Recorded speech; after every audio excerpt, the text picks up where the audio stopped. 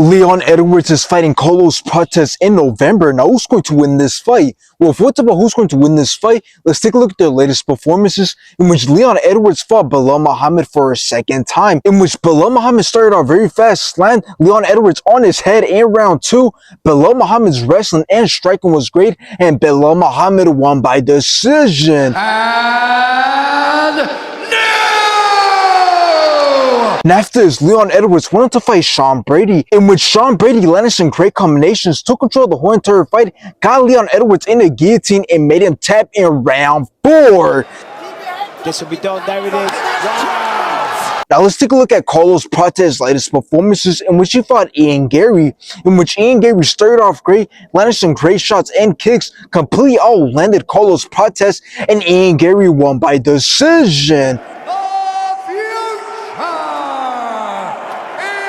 And after this, Carlos Prates went on to fight Jeff Neal, in which Carlos Prates knocked out Jeff Neal with a spinning back elbow in round 1. Now, this fight being confirmed is crazy, and honestly, neither man can afford to lose this fight, especially not Leon Edwards, because he's already on a downhill. So let's talk about it. Well, he's on a 2-fight losing streak, getting exposed, embarrassed, and destroyed by Belal Muhammad and Sean Brady. So it's clear that he's going to struggle to make a big comeback because his striking hasn't been looking good, and that's what he's good at. And his takedown defense and ground game has obviously been exposed, as he's helpless on the ground.